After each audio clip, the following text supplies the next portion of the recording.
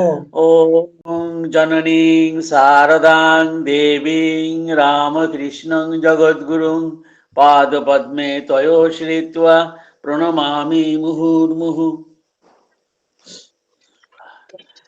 এখন আমরা শ্রী শ্রী রামকৃষ্ণ লীলা প্রসঙ্গ থেকে সামান্য পাঠ এবং আলোচনা করব। আমরা ধারাবাহিকভাবে আলোচনা করে আসছি প্রতি সপ্তাহে এই বুধবারে। তা গতদিন আমরা আলোচনা করছিলাম শ্রীরামকৃষ্ণের গুরুভাবের বিকাশ, গুরুভাব তার জীবনে কিভাবে প্রস্ফুটিত হয়েছিল এবং তার এই প্রভাবে, গুরুভাবের প্রভাবে অধীনে এসেছিলেন রানী রাসমণি, মথুরবাবু এবং এমনকি শ্রীরামকৃষ্ণের নিজের গুরু ছিলেন অনেকেই।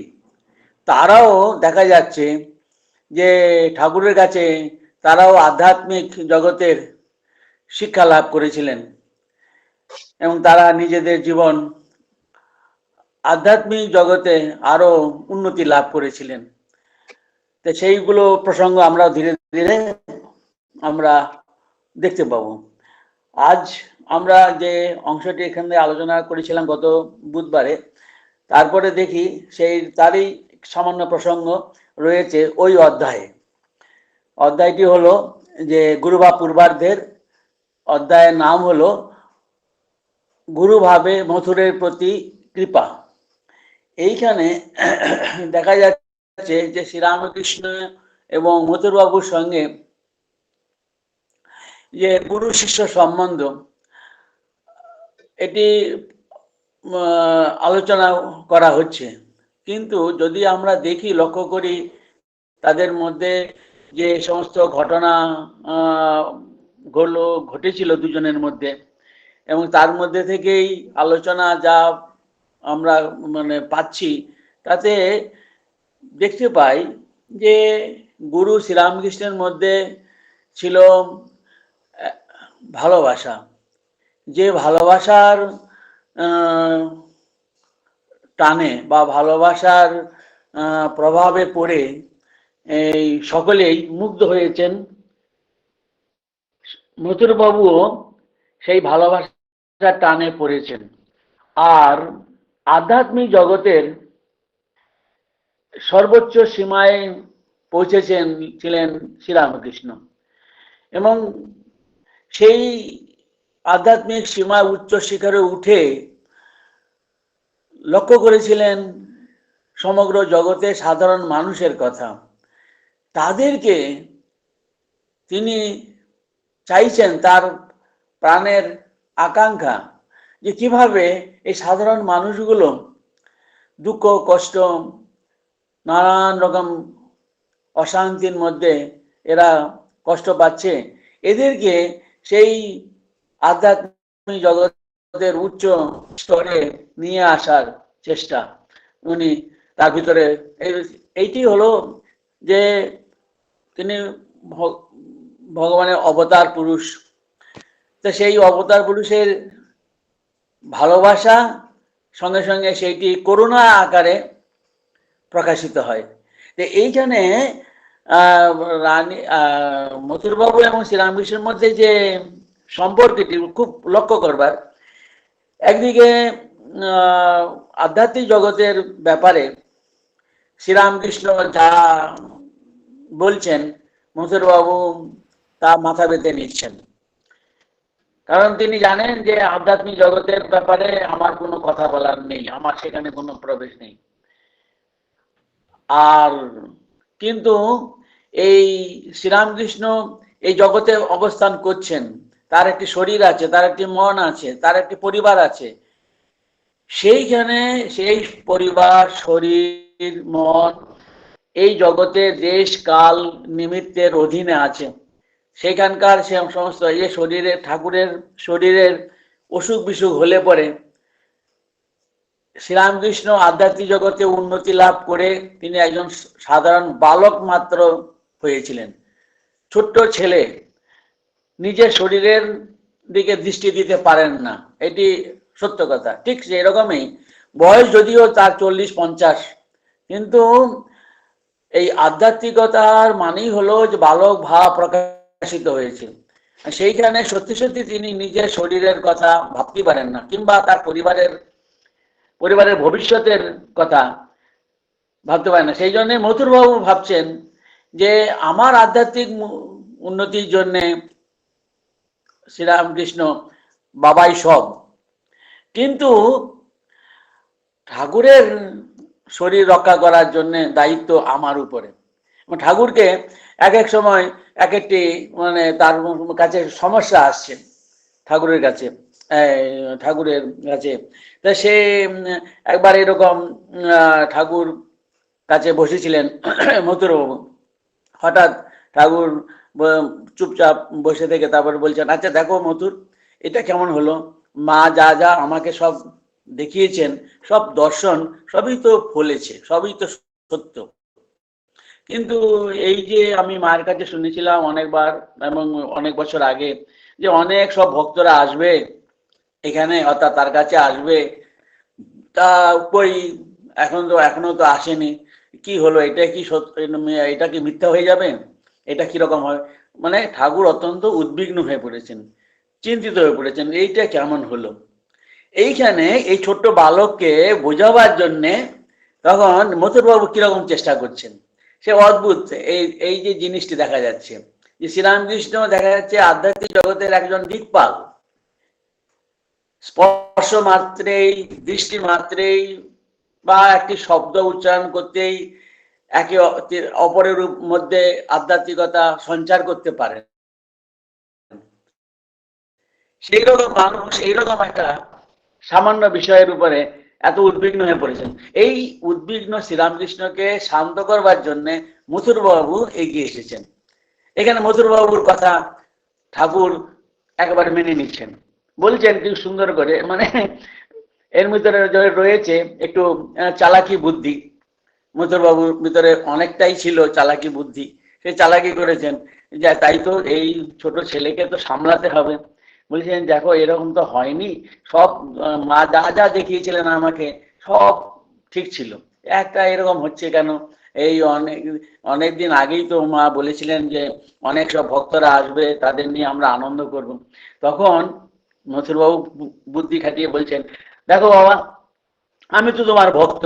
বলে হ্যাঁ ঠিক, তুই আমার ভক্ত, তা বটে, এবং আমি তোমার দেখো মানে সাধারণ একজন ভক্ত মাত্র নয়, আমি 100 ভক্তের সমান। তাহলে তো অনেক ভক্ত হয়ে গেল না? আমি একাই তো 100 ভক্তের সমান। এইভাবে তখন ঠাকুর বুঝে নিলেন, হ্যাঁ হ্যাঁ হ্যাঁ তাই, এই তো ঠিকই ঠিকই, অনেক ভক্ত, মানে ঠাকুর তখন এই কথাটা নিয়ে একটু শান্ত হলেন।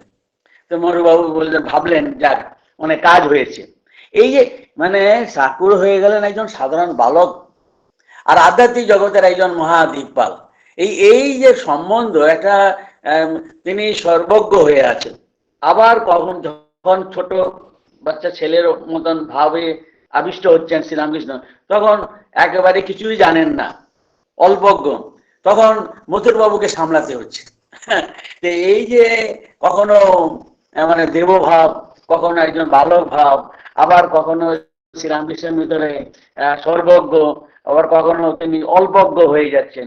এই জিনিসটি মানে বিপরীত দুটো ভাব কি করে শ্রীরামকৃষ্ণের ভিতরে এলো, এর দিয়েই প্রমাণিত হয় যে আমরা যে বলি যে বিপরীত দুটো ভাব, দ্বন্দ্ব, contradictions cannot remain in a single person. একজন ব্যক্তির মধ্যেই এইরকম বিপরীত ভাব থাকতে পারে না। মানে কিন্তু এইখানে এর উত্তর দিয়েছেন লীলা প্রসঙ্গে সারদানন্দ যে অন্যত্র, বলছেন যে দেখো ভগবানের মধ্যে, ভগবানেই এই জগৎ রূপে ব্যক্ত হয়েছে, নিজেকে ব্যক্ত করেছেন। এবার এইখানেই তো মানে বিপরীত ভাবের সম্মিলন, বিপরীত ভাবের সম্মিলন, ভালো মন্দ, আলো আঁধার, শুভ অশুভ, এই সমস্ত কিছু, এই জিনিসগুলো অর্থাৎ বিপরীত ভাবগুলো এই জগতে অর্থাৎ এই ভগবানের মধ্যেই। এই জন্য বলা হয় যে ভগবান ঈশ্বর হলেন সমস্ত বিপরীত ভাবের দ্বন্দ্বাত্মক জগতের মানে বহুর কেন্দ্র ভূমি, কেন্দ্রভূমি বা সম্মিলন ভূমি হলো শ্রীরাম ভগবান। আর ভগবানই তো রূপ ধারণ করে, নাম ধারণ করে জগতে অবতীর্ণ হয়েছেন শ্রীরামকৃষ্ণ রূপে। এই জন্যে শ্রীরামকৃষ্ণের জীবনের ব্যাখ্যা করতে করতে সারদানন্দ অনেক ক্ষেত্রে অনেকবার বলেছেন যে শ্রীরামকৃষ্ণের মধ্যে দেবতা ওই শ্রীরামকৃষ্ণ। তার কাছে দৌড়ে যাচ্ছেন, যে একবার পাশের পার্শ্ববর্তী জমিদার তার সঙ্গে এরকম ঝগড়া করতে করতে এবং ভুল করে ঝগড়া লাঠালাঠি হাতাহাতি হয় এবং মথুরবাবুর আদেশ পেয়েই তারা সেখানে খুন খারাপিও করে ফেলেছিল মথুরবাবুর লোকেরা, মানে মানুষ খুন পর্যন্ত হয়ে গেছে এবং তারা সেটা নিয়ে বিরাট মামলা মোকদ্দমা করছেন। সেই জন্যে এই মানে কোর্টে কাছারিতে যেতে হবে। তার আগে মথুরবাবু একবার এরকম গিয়েছেন, তখন মানে ঠাকুরের কাছে তার বাবাকে ধরলে, বাবা রক্ষা করো। তো বাবা প্রথমে অর্থাৎ শ্রীরামকৃষ্ণ খুব রেগে গেলেন, রেগে গিয়ে বলছেন, ভর্ৎসনা করছেন, বলছেন তুই শালা রোজ একটা হাঙ্গামা বাঁধিয়ে এসে বলবি রক্ষা করো, আমি কি করতে পারি রে শালা, যা নিজে বুঝগে যা, আমি কি জানি। এইভাবে বকে দিলেন, তারপরে মথুরবাবুকে বিদায় করে দিলেন। কিন্তু পরে বলছেন যে মথুরের নির্বন্ধে বললেন, পরে অনেকবার যেরকম বলতে গেলেন তখন মথুরবাবু বলাতে ঠাকুর বললে দিলেন শুধু, যা মার ইচ্ছা যা হয় হবে। তো বাস্তবিকে সে বিপদ কেটে গেল। এইভাবে এই দেখা যায় যে মথুরবাবুর বিপদে পড়লে ঠাকুর কাছে আসছেন, আর ঠাকুরের কোনো সমস্যা হলে তখন এই মথুরবাবুর কাছে এই সমস্যার সমাধান চাইছেন। এটা অদ্ভুত জিনিস যে গুরু শিষ্যের পদে চলে আসছেন, আবার শিষ্য কখনো গুরুর অবস্থায় এই মানে এসে পড়ছেন, এইরকম ভাব দেখা যাচ্ছে। এরকম বিপরীত ভাবগুলো এই শ্রীরামকৃষ্ণের মধ্যে লক্ষ্য করি। এখন এই গুরুভাবের প্রভাব কিরকম শিষ্যের মধ্যে, মানে মথুরবাবুর উপরে একটা উদাহরণস্বরূপ এখানে বলা হচ্ছে যে মথুরবাবু তিনি ইংরেজি শিক্ষিত মানুষ এবং বিরাট ধন সম্পদ বৈভবের মধ্যেই মানুষ হয়েছেন, বিলাসিতার মধ্যে। তিনি রানী রাসমণির জমিদার, কলকাতার বিরাট জমিদারির মালিক এবং তার জামাতা হলেন মথুরবাবু এবং পরবর্তীকালে সমস্ত জমিদারির মালিকই হয়ে গেলেন মথুরবাবু। এই এবং ধনে জনে মানে যশে সর্বত্র মথুরবাবুর নাম ধাম সব রয়েছে, একটা বিরাট ব্যাপার। তিনি নিজে একজন মানে কলকাতার সমাজে তখন একটা বিরাট ব্যাপার। এখন এই মথুরবাবু কিন্তু সাধারণভাবে কৃপণ ছিলেন। আমরা দেখি রানী রাসমণির তিনি যখন ছিলেন তখন অনেক সব দান এবং মানুষের হিতার্থে, মানুষের সেবার নিমিত্ত গঙ্গার ধারে অনেক ঘাট, তারপর বাজার করে দিয়েছেন, বাজারের জায়গা করে দিয়েছেন, কিংবা রাস্তা, মন্দির, এই সমস্ত মানুষের মঙ্গলের জন্য অনেক কাজ, সেবামূলক কাজ করে গেছেন, অর্থাৎ পয়সা ব্যয় করেছেন, এটা দেখা যায়। কিন্তু বলা হচ্ছে যে মথুরবাবু কিন্তু কৃপণ ছিলেন, কিন্তু ধীরে ধীরে ঠাকুরের সঙ্গে সাহচর্যে এসে তার সঙ্গ গুণে তিনি বুঝতে পারলেন যে তার এই যে সব বিষয় আশয়, ধন সম্পদ, বৈভব, মান যশ, এই সবই ঠাকুরের ইচ্ছাতেই হয়েছে, ভগবানের ইচ্ছাতে হয়েছে, ঠাকুরের ইচ্ছাতে হয়েছে। সেই জন্যে ঠাকুরের জন্যে তিনি সবকিছু করতে পারেন, অর্থাৎ সমস্ত রকমের টাকা পয়সা যত লাগে খরচা করতে পারেন এবং সেখানে তিনি কোনো রকম কার্পণ্য করছেন না। সেইখানে যেমন ঢাকা মানে যখন ওই বেশ কয়েক মাস ঠাকুর ছিলেন জানবাজারের মথুরবাবুদের জমিদারির বাড়িতে, তা বিকেল হলে পরে মথুরবাবু চাইছেন যে বাবাকে নিয়ে একটু খোলা মাঠে ঘরের মাঠে নিয়ে যেতেন এবং সেখানে গিয়ে ঠাকুরকে একটুখানি হাওয়া খেয়ে আসবেন, একটুখানি ঘোরাঘুরি হবে, এইভাবে মানে ঠাকুরের সেবা করা যাবে, এই এই সমস্ত তিনি করতেন। আরো যত রকমের, এমনকি ঠাকুরকে তিনি সেখানে তার ইচ্ছা হলো যে সোনা রূপোর সব থালা গ্লাস বাটি এই সমস্ত করে আলাদা সেট ঠাকুরের জন্য তৈরি করে তাতেই ঠাকুরকে খাওয়াতেন এবং সেগুলো তিনি নিজেই পরিষ্কার করতেন। এইভাবে ঠাকুরের সেবা করতে পয়সার কোনো রকম কার্পণ্য করেননি, সব করতেন। এখন এইখানে একটি সুন্দর ঘটনা, একটা বা দুটো ঘটনা এরকম অনেকগুলো কয়েকটা বেশ ঘটনা দেখা যায় যে ঠাকুর খুশি হবেন, ঠাকুরের ইচ্ছা পূরণ করবার জন্যে মথুরবাবু অকাতরে এই মানুষের সেবা করছেন, পয়সা খরচা করছেন। তো এই যে এটি ঠাকুরের গুরুভাবের প্রভাব এই ভক্তের মধ্যে কেমন হয়েছিল। অর্থাৎ আমাদের যদি আধ্যাত্মিক উন্নতি হয়, তো এই আধ্যাত্মিক উন্নতির একটা পরিচয় বা একটা লক্ষণ হলো যে আমাদের ভিতরকার যে বিষয়ের প্রতি যে আসক্তি, যার জন্য আমরা বলি আমাদের ভিতরে কৃপণতা আসে, সেই কৃপণতাটা কমে যাবে, দূর হবে। এইটি এইখানে আমরা পাচ্ছি মথুরবাবুর মধ্যে, কৃপণতা দূর হয়ে যাচ্ছে। কি সুন্দর সুন্দর সব ঘটনা। একটা ঘটনা অদ্ভুত লাগে যে তিনি ঠাকুর তখন দক্ষিণেশ্বরে কালী মন্দিরে নাথ মন্দিরে সেখানে যাত্রা হচ্ছে, তা ঠাকুর সেখানে যাত্রা দেখতে বসেছেন আর মথুরবাবু আছেন সেখানে। বলে বাবা যাত্রা দেখবেন, সব খুব ভালো। তা ঠাকুরকে বেশ সুন্দর সাজগোজ করিয়েছেন, অর্থাৎ ভালো ধুতি পরিয়ে, তারপরে বহু দামে শাল টাল এই সমস্ত, শীতের সময় ছিল হয়তো, তা এই সমস্ত তার পরানো ছিল। এগুলো পরে টরে যখন সামনে বসেছেন, যাত্রা গান সব দেখছেন, তখন মথুরবাবু জানেন যে ঠাকুরের স্বভাব কিরকম। এই জন্য ঠাকুর যেখানে বসেছিলেন তার সামনেই একটা কাপড়ের টুকরো বিছিয়ে সেখানে এই টাকা টাকা 10 টাকার এক একটা ভাগ করে এরকম সামনে ওই কাপড়ের টুকরোর উপরে তিনি কিছু কিছু 10 টাকা করে থাকে রেখে দিলেন। যে ঠাকুর যখন এই যাত্রা গান শুনতে শুনতে কারো গান ভালো লাগলো, তখন তাকে কিছু দিয়ে আনন্দ করবেন, অর্থাৎ তাকে কিছু বকশিস দেবেন, কিংবা কারো অভিনয় ভালো লাগলো, এরকম যার যেমন সব ছিল অভিনয় বা গান বা সমস্ত তাদের যা ছিল সেগুলো দেখে তার ঠাকুর খুশি হবেন, আর তখন এক এক করে এরকম 10 টাকা করে সাজিয়ে রেখেছিলেন, দিয়ে দেবেন। তা একবার এরকম হলো, ঠাকুরের কার গান বা অভিনয় ভালো লেগেছে, একজন সেই যে যারা করছিল যাত্রা তাদের মধ্যে একজনকে নিয়ে তিনি তাকে দেবেন কিছু, দিতে যাবেন ভালো কথা। তো ওই কাপড়ের মধ্যে সবটাই ওই যে যাকে দেবেন তার হাতে দিয়ে দিলেন। অর্থাৎ ওই 10 টাকা যে স্ট্যাক করে সাজিয়ে রেখেছিলেন, এই সমস্তটাই হয়তো 100 টাকা পুরোটাই একবারেই একজনকে দিয়ে দিলেন।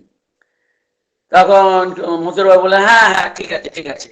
তখন এই কথা বলে আবার মথুরবাবু কিন্তু চুপ করে রইলেন না, আবার একটা কাপড় নিয়ে এসে ওই কাপড়টা বিছিয়ে তারপরে ওর উপরে আবার 10 করে টাকার আবার সাজিয়ে দিলেন। আবার কিছুক্ষণ পরে এরকম বা কাউকে দেবেন কিছু ঠাকুর, তা সে একটা 10 টাকা মাত্র দেবেন তা হলো না, সবটাই তিনি তুলে দিলেন ওই দ্বিতীয় অভিনেতাকে। এরকম করে যখন দ্বিতীয়বারও ওই রকম সবটাই দিয়ে দিলেন, অন্যান্য যারা শ্রোতা পাশাপাশি ছিলেন তারাও দেখছেন কিরকম মশাই লোক, সবটাই একজনকে দিয়ে দিলেন, আবার পরে আবার কাকে আবার কি দেবেন। তখন এইভাবে যখন দুবার হয়ে গেল, তখন আর মথুরবাবু আর পরে আর দিলেন না, সামনে কিছু ছিল না, ঠাকুরের সামনে কিছু ছিল না। তারপর ঠিক ওই রকমই হলো, আবার কিছু কারো গান ভালো লেগেছে, আবার তাকে কিছু দিতে যাচ্ছেন, কিন্তু সামনে কিছু নেই। তখন ঠাকুর কি করবেন, মনের একটা এরকম অভাব বোধ করছেন, একটা ক্ষুধা, যে আমি দিলে পরে ও আনন্দ তিনিও পাবেন, ওরাও পাবেন। যে সেইটি কিছু নাই। তখন বলছেন যে পরনে যে এই ধুতিটি ছিল বা শালটা ছিল সেটা দিলেন, কিংবা পরনের ধুতিটাও এখানে বলছেন যে দিয়ে দিলেন। একেবারে ভাবাম্বর হয়ে তিনি সেখানে বসে রইলেন আর আনন্দে ভাসছেন। মানে নিজের পরনের কাপড়টা মাত্র আছে তার কাছে। সেই অভিনয় যিনি করেছেন বা গান করেছেন, যার অভিনয় বা গান বা তার যে পার্ট সেটা ভালো লেগেছে, সেইটির জন্যে এই যে কিছু দেবো আমি, তা কিছু নেই কি? আমরা ভাবতাম কিছু নেই, কিন্তু ঠাকুরের কাছে না, যে ধুতিটা পরে আছেন সেটাও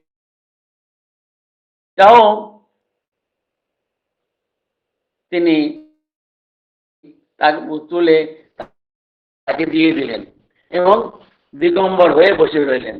এই যে জিনিসটি এইখানে আমার মনে হয় যে দেখুন, আমরাও রামকৃষ্ণ মিশনের অনেক সব সেবা কাজ এবং ত্রাণ কার্য, রিলিফ কাজ অনেক কিছু করি। হাজার হাজার কোটি, লাখ লাখ টাকা, কোটি টাকা মানে আমরা সেবা কাজ করি। আপনারা করেন, সবাই করেন। কিন্তু রামকৃষ্ণ মিশনের কথা বলছি, এ তো পাবলিক মানি, অর্থাৎ অপরের টাকা নিয়ে আপনি এইভাবে মানুষের সেবা করছেন। নিজের পকেটের টাকা কি আপনি নিয়ে খরচা করে সেবা করছেন? না। এইখানে দেখুন শ্রীরাম কৃষ্ণ মথুরবাবু টাকা দিয়ে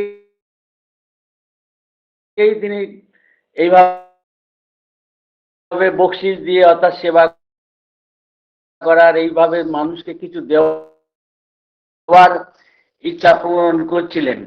কিন্তু যখন তাও নেই, পরনের যে ধুতিটি সেটিও তিনি দিয়ে দিতে পারলেন, তার মনে সেটিও উঠেছিল।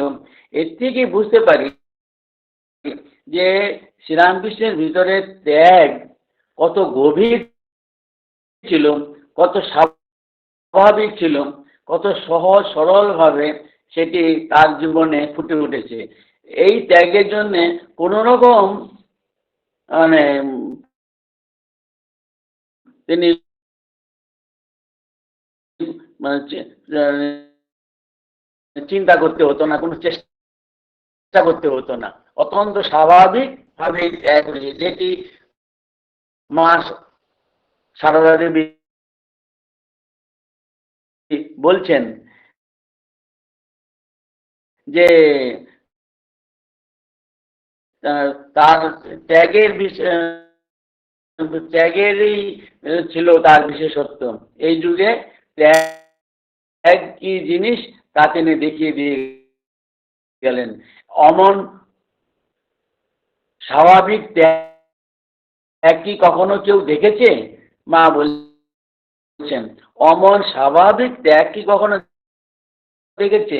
এই যে শ্রীরামকৃষ্ণ নিজে পরনের ধুতিটাও দিয়ে দিলেন, অপরের কাছ থেকে পেলাম তারপরে দিলাম নয়, দিতে হবে, এই হলো কথা। আমি দেব, আমার যা আছে তাই দেব। এই পরনের ধুতিটাও দিয়ে দিতে পারেন। নিজে এই যে শরীরের উপরে কোনো অভিমান নেই, শরীরের উপরে কোনো আসক্তি নেই, বা এই যে লজ্জা বোধ কিছু নেই। এই সব জিনিসগুলো দেখবার যে ত্যাগ কত স্বাভাবিকভাবে শ্রীরামকৃষ্ণের জীবনে ফুটে উঠেছে। এটাই হলো আধ্যাত্মিকতা। আধ্যাত্মিকতা মানেই হলো যে আমি যা কিছু আমার আছে আমি দিয়ে দিতে পারি। এই যে জিনিসটি এইখানে আমরা লক্ষ্য করি। এই মানে মথুরবাবু যখন এরকম পরপর পরপর দিয়ে যাচ্ছেন, এইভাবে আগে দিতে পারতেন না, অপরেরাও এটা অসন্তুষ্ট হচ্ছেন, কিন্তু তিনি দুবার তিনবার এরকম দিলেন। আর শ্রীরামকৃষ্ণের ত্যাগের যে তিনি বাদশা ছিলেন, ত্যাগের যে সর্বোচ্চ শিরোমণি ছিলেন, ত্যাগীশ্বর ছিলেন, এরও তিনি নিজে এই ছোট্ট ঘটনার মধ্যে দেখিয়ে দিলেন যে তিনিও ত্যাগ করতে পারেন। মথুরবাবু ত্যাগ করতে পারেন, তার কোটি কোটি কোটি কোটি টাকা আছে, তার মধ্যে 1,00,000 টাকা কাউকে দিয়ে দিতে পারেন, ত্যাগ নিশ্চয়ই হয়েছে। কিন্তু এই শ্রীরামকৃষ্ণের এই ঘটনার মধ্যে থেকে দেখা যায় যে এই ত্যাগের মহিমা সর্বোচ্চ। এর ধারে কাছে আমরা কোনো দৃষ্টান্ত দেখতে পাই না শ্রীরামকৃষ্ণের মধ্যে যে ত্যাগের গভীরতা এসেছিল। তারপরে যেমন আছে যে ঠাকুর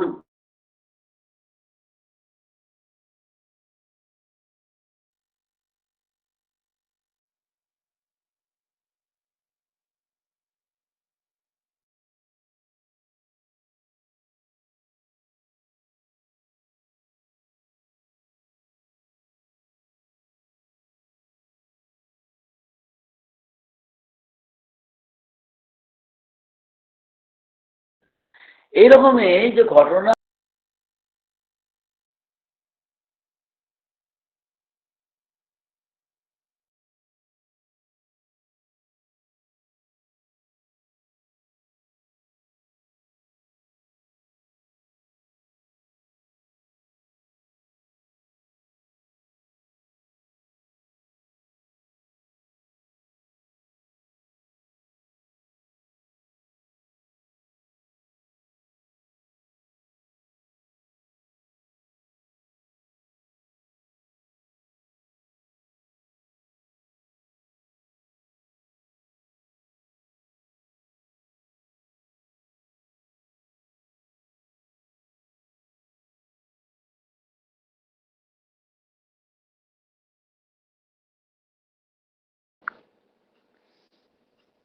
মনে হচ্ছে এখন শুনতে পাচ্ছেন?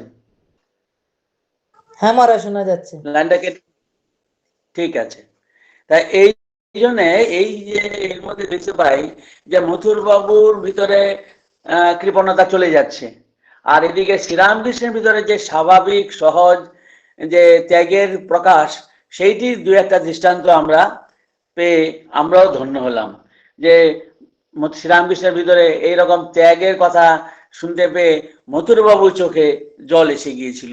ঠিক এরকম ভাবেই মথুরবাবু একবার যখন ঠাকুরকে কিছু জমিদারি কিছু অংশ লিখে দিতে চাইছিলেন, এবং ঠাকুর সেটি জানতে পেরে বুঝতে পেরে একটি লাঠি নিয়ে এসে তাকে প্রহার করতে ছুটে এসেছিলেন, দেখলেন যে না এটি আর হলো না, তখন মথুরবাবু গিয়েছিলেন ঠাকুরের গর্ভধারিণী জননী চন্দ্রদেবমণি দেবীর কাছে।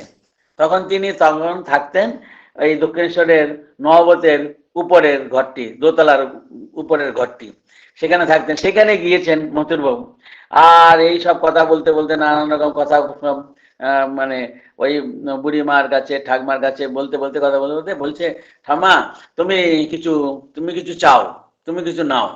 ভেবেছিলেন মথুরবাবু যে মাকে দিলে পরেই স্বাভাবিকভাবেই সেটা ঠাকুরের সেবাতে লাগবে, কিন্তু ঠাকুরের মাও ছিলেন, সেই ত্যাগের পরাকাষ্ঠা তিনি দেখিয়েছিলেন। তিনিও ওই রকম ত্যাগী মানে স্ত্রী লোক ছিলেন।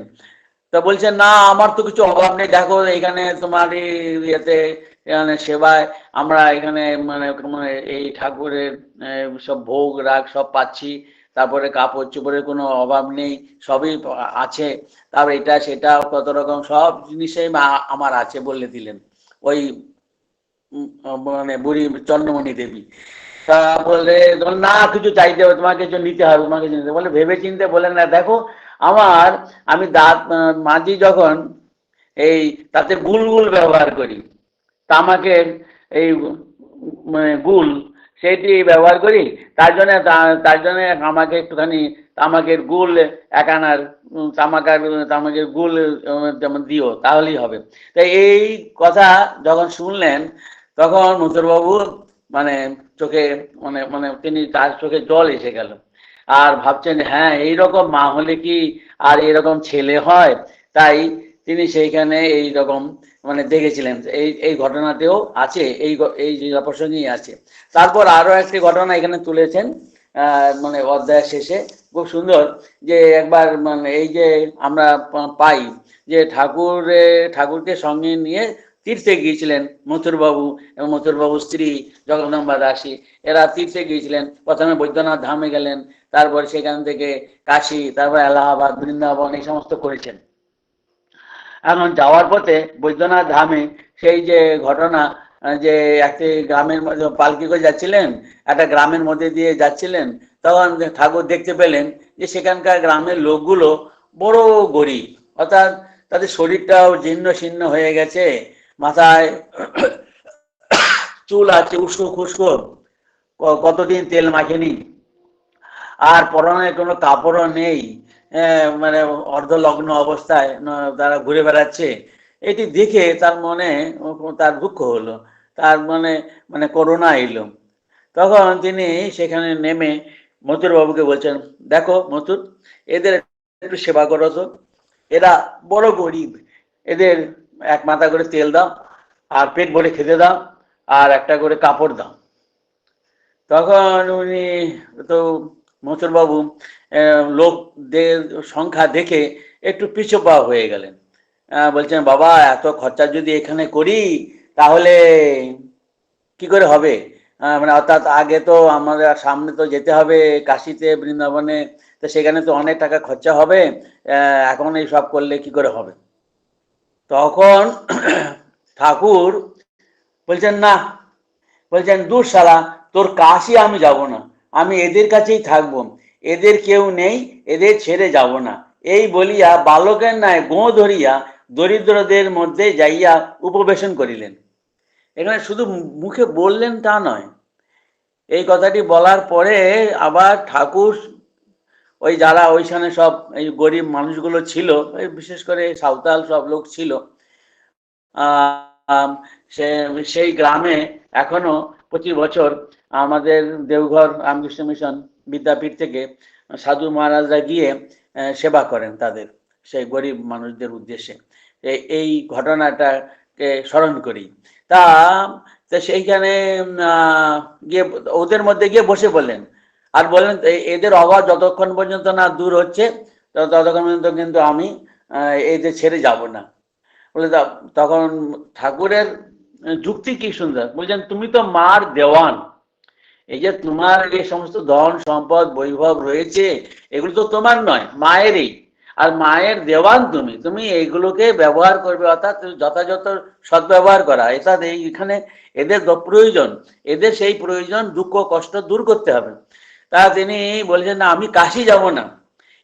একদিকে দেখা যাচ্ছে শ্রীরামকৃষ্ণ বলছেন, যিনি কিনা মায়ের ভগবতারিণী মন্দিরে সেখানে মা দেখা দে মা দেখা দে এত ব্যাকুল হয়েছেন যে মায়ের দর্শনে যখন পাচ্ছেন না, তখন মায়ের সামনেই মায়ের যে দেওয়ালে, মায়ের মন্দিরের দেওয়ালে যে খড়গ ছিল, সেই খড়গ দিয়ে নিজেকে হত্যা করতে যাচ্ছেন। নিজের জীবন তিনি ভগবানের জন্য, ভগবানের দর্শনের জন্য নিজেকে তিনি নিজের জীবন তিনি ত্যাগ করছেন। এতদূর পর্যন্ত এসে গেছেন ভগবানের জন্য, ভগবানের দর্শনের জন্য। তারপর ভগবানের দর্শন হলো, সবই ঠিক, কিন্তু সেই মানুষটি যিনি কিনা আমরা বলি যে ধর্মের প্রতিষ্ঠাতা, সর্বধর্ম স্বরূপ তিনি, সর্বধর্ম স্থাপক তিনি, তা এই মানুষটি এখন বলছেন আমি কাশী যাব না, কাশী যাব না। কাশীতে যে বাবা বিশ্বনাথ আছেন তাকে তো দর্শন করতে আমরা যাই, সে ভগবানের দর্শন এই শ্রীরামকৃষ্ণ বলছেন না আমি যাব না, যতক্ষণ পর্যন্ত না এই মানুষগুলোর, গরিব মানুষগুলোর অভাব দূর করো। তো এইখানে তার দেখি যে তার যে ভগবানের কনসেপ্ট বা ভগবানের সেবা করার জন্যে যে তার যে ধারণা, সেখানে শুধুমাত্র মন্দিরে সীমিত ছিল না, সেই ভগবানকেই তিনি দেখছেন সাধারণ মানুষের মধ্যে। সেই জন্যই এদের ছেড়ে আমি যাব না কাশী। তো এই জিনিসটি তিনি বলতে পারছেন, অর্থাৎ এই কাশীতে যাকে দেখবেন সেই বাবা বিশ্বনাথকে, আর তাকে তিনি দেখবেন, এই গরিব দেখছেন গরিব মানুষের মধ্যে। এইখানে তার যে সেই বলবো যে সবার মধ্যে ভগবানকে দেখছেন, শিব জ্ঞান করছেন, শিব দর্শন করছেন, সেইটি এই কথার মধ্যেও প্রকাশ পাচ্ছে। আবার মথুরবাবুর দেখতে পাচ্ছি যে তার কৃপণতা, তিনি এত টাকা পয়সা খরচা করতে চাইছেন না, কিন্তু বাবার অনুরোধ উপরোধে পড়ে সেই কৃপণতা তার ভিতর থেকে চলে যাচ্ছে, অর্থাৎ তিনি আবার এরকম উদার হয়ে মুক্ত হস্তে মানুষের সেবা করেছেন। এইখানে সমস্ত ঘটনা এগুলো সব রয়েছে এইখানে। তারপরে ছোট্ট ঘটনা এই মথুরবাবু বলেই, এই ছোট্ট ঘটনা বলেই যে ঠাকুর একসময় মায়ের কাছে, জগদম্বার কাছে প্রার্থনা করেছিলেন, মা আমাকে শুকনো সাধু করিসনি, মা আমাকে শুকনো সাধু করিসনি, রসে বসে রাখিস। অর্থাৎ খাওয়া দাওয়া চলাফেরা থাকার জন্যে, কাপড়ের জন্যে যেন আমাকে আবার ব্যস্ত না হতে হয়। মায়ের কাছেই বলছেন এই জিনিসটি, যে আমাকে শুকনো সাধু করিস নে, রসে বসে রাখিস। এই অর্থ হলো যে রস অর্থাৎ এই যে যা প্রয়োজন শরীর রক্ষার জন্যে, সেটা যেন মা ব্যবস্থা করে দেন।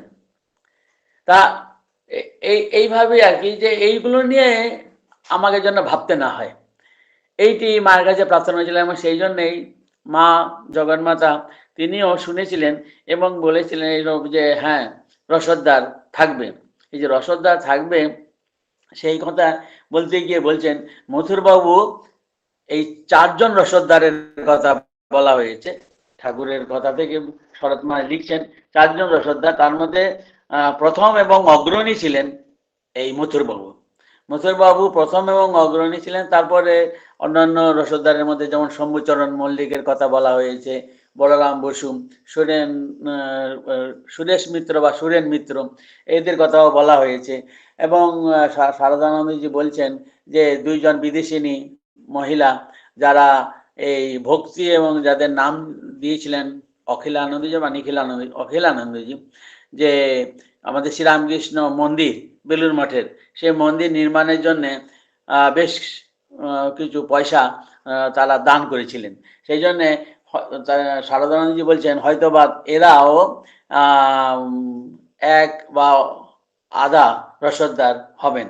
তো এইখানে এই মথুরবাবু মানে ঠাকুরকে সেবা করেছেন, কিন্তু বলছেন যে ঠাকুরের এত সেবা করলেন, তা মথুরবাবুর গতি কি হলো? ঠাকুরের সেবা করেছেন মানে ঠাকুর এই যুগের অবতার পুরুষ, তাকে সাক্ষাৎ বাড়িতে রেখেছেন, তাকে সেবা করেছেন, তার সঙ্গে দিনে রাতে কাটিয়েছেন, ভালোবাসার সর্বোচ্চ অবস্থায় তারা ছিলেন, তাদের মধ্যে একটা গভীর ভালোবাসার সম্পর্ক ছিল তো বটেই। তারপরে এই যে আধ্যাত্মিকতার অনেক উন্নতি লাভ করেছিলেন, এও সত্য। তখন একজন জিজ্ঞেস করেছিলেন তাহলে মথুরবাবু যখন মারা গেলেন, মানে রানী রাসমণির শরীর গেল, তারপরে মথুরবাবুর শরীর যায়। তা একজন জিজ্ঞেস করছে মথুরবাবুর শরীর যাওয়ার পরে তার কি গতি হলো? তাই সেই কথা বলে চলে আমরা যখন শুনি ঠাকুরের কাছ থেকে, তা আমরা মানে মথুরবাবুর মহাভাগ্যের কথা ভাবি, আবার এই কথা ঠাকুরের কথা শুনে আমরাও স্তম্ভিত হয়ে পড়ি, মানে চিন্তিত হই যে এই রকম ভক্তেরও যদি মরবার পর গতি সেই আশানুরূপ মুক্ত মথুরবাবু হননি, তাহলে কি হলো? এরও এখানে বলছেন যে ঠাকুর কি বলেছিলেন যে আচ্ছা মশাই তার কি গতি হলো, সেই সম্বন্ধে ঠাকুর বলছেন যে মৃত্যুর পর মথুরের কি হলো মশাই, তাকে নিশ্চয় বোধ হয় আর জন্মগ্রহণ করতে হবে না। ঠাকুর শুনে উত্তর করলেন, কোথাও একটা রাজা হয়ে জন্মেছে আর কি, ভোগ বাসনা ছিল, এই বলিয়াই ঠাকুর অন্য কথা পারিলেন। ঠাকুর পরিষ্কার বলে দিলেন, না, মুক্ত হয়নি, কোথাও কোথাও আরো কোনো জন্ম নিয়েছে, রাজা হয়ে জন্মেছে। যে এইরকম আবার জন্ম হয় যদি তার ভোগ বাসনা বাকি থাকে, ভোগ বাসনা থাকে বা কর্ম করা আছে, কর্মের ফল অনুসারে তাকে আবার জন্ম নিতে হয়। কিন্তু যদি কর্ম বা কর্মের ফল কিছুই না থাকে, ভগবানের কৃপায় যদি তার ঈশ্বর দর্শন হয়ে যায়, তখন যেমন গীতাতে বলা হয়েছে, মামু পেত্যতু কৌন্তেয় পুনর্জন্ম ন বিদ্যতে। আমাকে পেলে পরে, হে অর্জুন, আমাকে পেলে পরে যে ঈশ্বরকে পায়, যে ঈশ্বরকে দর্শন করে, তার আর জন্ম নিতে হয় না, পুনর্জন্ম ন বিদ্যতে, পুনর্জন্ম হয় না। এখানেও তাকেও আমরা বলি মুক্তি, মুক্ত হয়ে যান। কিন্তু এখানে ঠাকুর বললেন, না, মথুরবাবু মুক্তি হয়নি। তখন শরৎ মাস বলছেন যে আমরা ভাবি যে হ্যাঁ আমরা অনেক এগিয়ে গেছি আধ্যাত্মিক জগতে, তা কিন্তু তখন বলছেন যে এই যে মায়ার এই জগৎ, মহামায়ার এই জগৎ, আমরা ভাবি যে হ্যাঁ আমরা আমাদের কোনো আসক্তি নেই, ভোগ বাসনা নেই, কিছু নেই, আমরা অনেকে, কিন্তু কোথাও না কোথাও এরকম ভোগ বাসনা লুকিয়ে থাকে। আর এইভাবে মহামায়া আমাদেরকে জন্মের পর জন্ম এইভাবে টেনে নিয়ে যাচ্ছেন, অর্থাৎ আমরা আমাদের মুক্তি দিচ্ছেন না, আমরা আমরা বদ্ধ হয়ে আছি তার বন্ধনে, তার বন্ধন রজ্জুতে আমরা বাধা হয়ে আছি। তাই সেই জন্যেই শরৎ মাস সুন্দর বলছেন, হায় পৃথিবী, এরূপ বিশুদ্ধ মধুর সম্বন্ধ এতকাল কয়টাই বা তুমি নয়ন গোচর করিয়াছ। যে মথুরবাবুর সঙ্গে শ্রীরামকৃষ্ণের যে এত মধুর সম্পর্ক, ভালোবাসার সম্পর্ক, সেটি এইরকম ধরনের মানে মানুষ কোথায়, পৃথিবীতে কয়জন আসে এরকম, বলে খুবই কম। তা বলছেন সেই পৃথিবীকেই, মহামায়াকেই বা পৃথিবীকেই যেন সম্বোধন করে শরৎ মাস তার যেন মনের কথা, দুঃখের কথা বলছেন যে হায় পৃথিবী, এরূপ বিশুদ্ধ মধুর সম্বন্ধ এতকাল কয়টাই বা তুমি নয়ন গোচর করিয়াছ। অর্থাৎ তুমি পৃথিবী, তুমি কটা এরকম সম্পর্ক, কটা এরকম মানে মানুষ দেখতে পেয়েছো এরকম নিষ্কাম ভালোবাসা। আর বলি হায় ভোগ বাসনা, তুমি কি বজ্র বন্ধনেই না মানব মনকে বাঁধিয়াছ। আর এদিকে মহামায়া ভোগ বাসনাকে বলছেন যে তুমি মানুষকে কিরকম শক্ত দৃঢ় রজ্জু দিয়ে বেঁধেছ, যে এর থেকে মথুরবাবুর মতন ভক্ত সেও ছাড় পেল না, অর্থাৎ মুক্ত হতে পারলো না।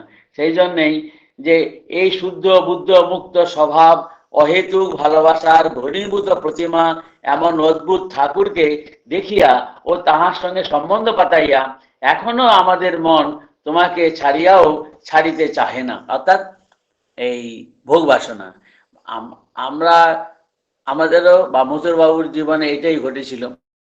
মথুরবাবুকে এত পেয়েছেন, মথুরবাবু ঠাকুরকে এত ভালোবেসেছেন, ঠাকুরও তাকে ভালোবেসেছেন, আর এত নিষ্কাম পবিত্র ভালোবাসার মানে মানুষ পেয়েও কিন্তু ভিতরে ভিতরে এই ভোগ বাসনা এমনই তা দূর হয়নি।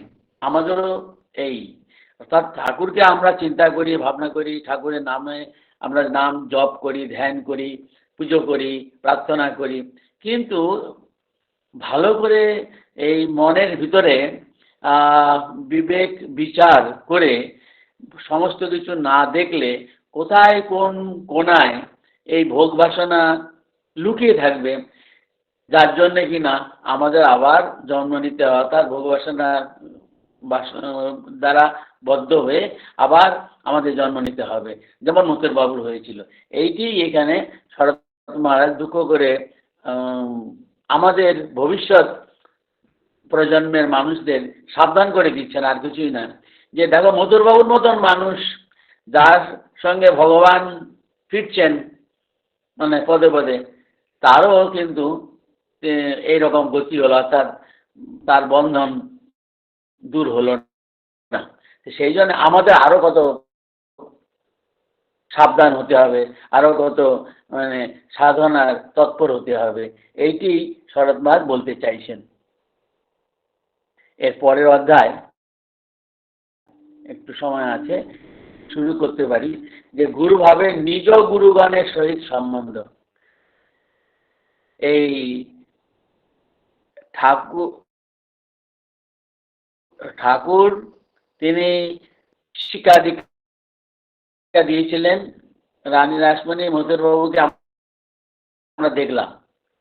আরো কত সব ভক্তরা আসবেন ঠাকুরের কাছে, দেখতে পাবো। আর কত আলোচনা, অর্থাৎ তাদেরকে এই আদেশ উপদেশ দিয়েছেন এবং সেগুলো মাস্টার মশাই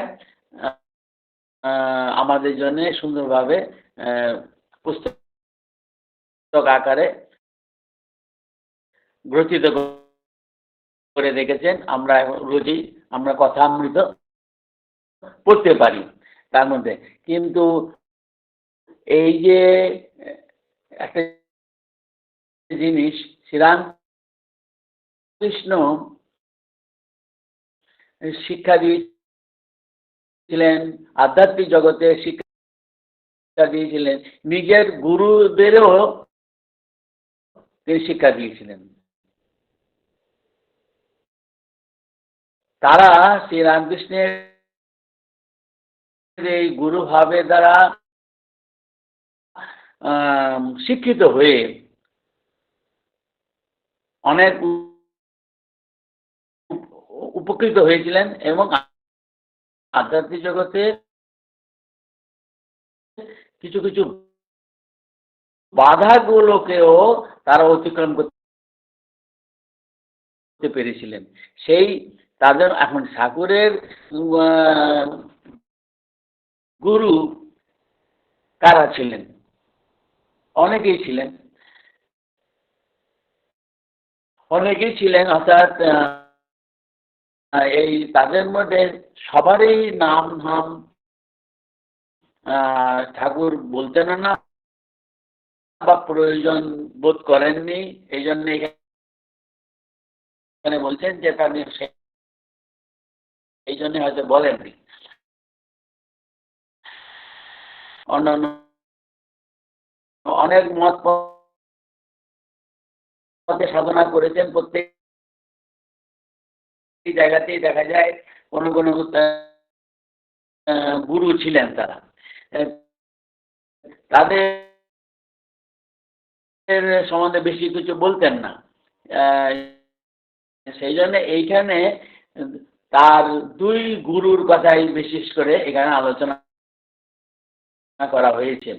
একজন হলেন বেদান্ত সাধনা করিয়েছিলেন ঠাকুরকে, তিনি হলেন তোতাপুরী।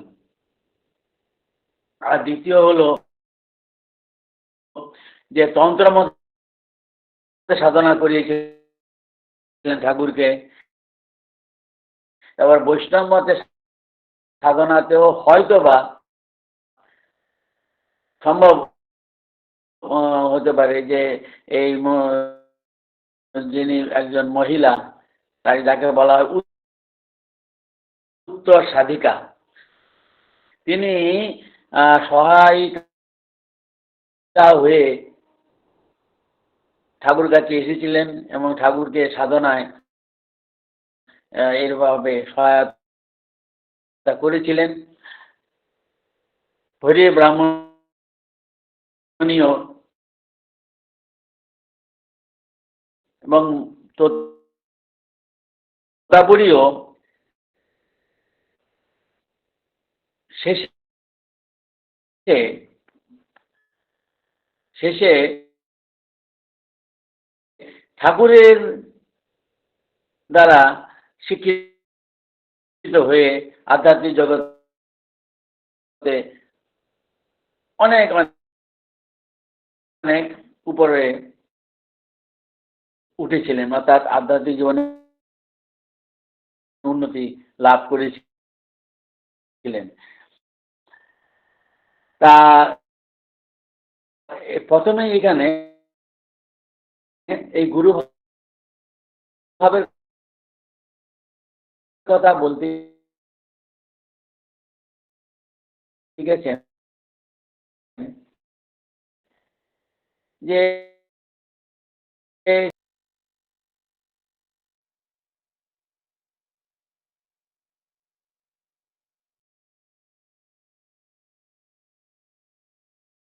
আমরা কিন্তু ভালো শুনতে পাচ্ছি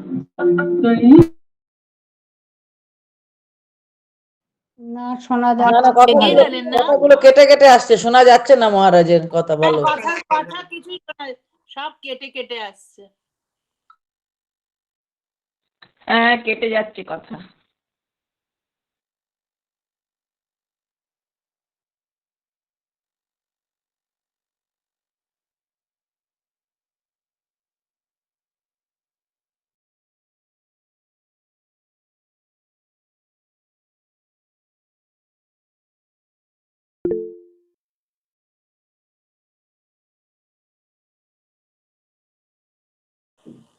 অনিলদা মহারাজ বেরিয়ে গেছেন না?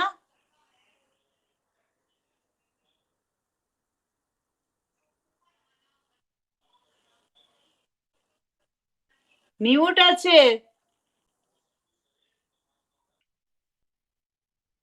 আমার মনে হচ্ছে ওখানে নেটটা উইক হয়ে গেছে।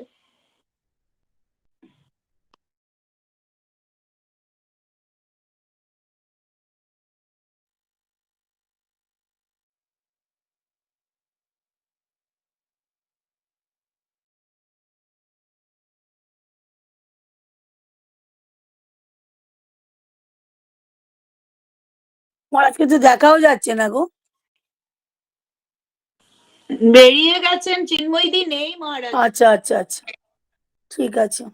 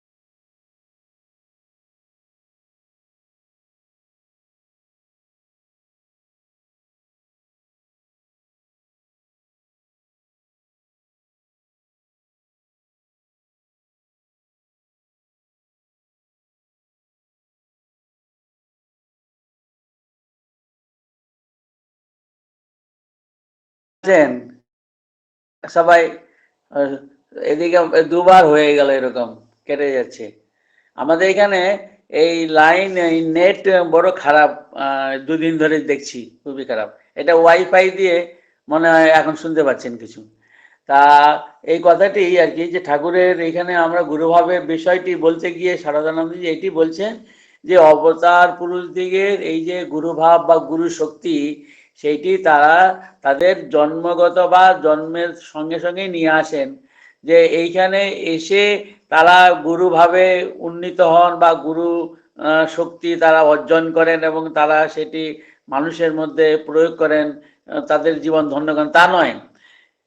এরা সঙ্গে করেই যেন এটা নিয়ে আসেন, এটি তাদের সঙ্গে সঙ্গেই থাকে, নিজস্ব সম্পত্তি।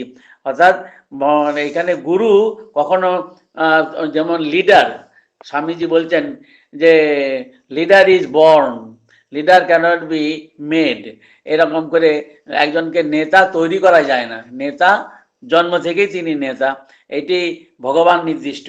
এটার জন্য কোনো আমাদের এই জিনিসটি বলার পরে তারপরে এই যে শ্রীরামকৃষ্ণের অনেক গুরু ছিলেন, এটা কেমন হয় যে হ্যাঁ, মন্ত্র দীক্ষা গুরু একজনই, কিন্তু উপগুরু বা শিক্ষাগুরু এরকম আরো অনেকে হতে পারে। ভাগবতে অবধূত উপাখ্যানে অনেক মানে একাধিক গুরুর কথা বলা হয়, 24 গুরুর কথা বলা হয়েছে, 24 গুরুর কথা বলা। সেই জন্যে শ্রীরামকৃষ্ণের বিভিন্ন মতের সাধনা করেছেন, পথে সাধনা করেছেন, ধর্মে সাধনা করেছেন, এবং সেই জন্যে যখনই যে পথে সাধনা করেছেন সেখানে দেখা যায় একজন গুরু একজনকে মানে ব্যক্তিকে গুরু রূপে বরণ করেছেন। এই অর্থাৎ সেই জন্য বলছেন যে সাধারণ মানুষের এই গুরুকরণ অবশ্য প্রয়োজন, এটি আবশ্যিক।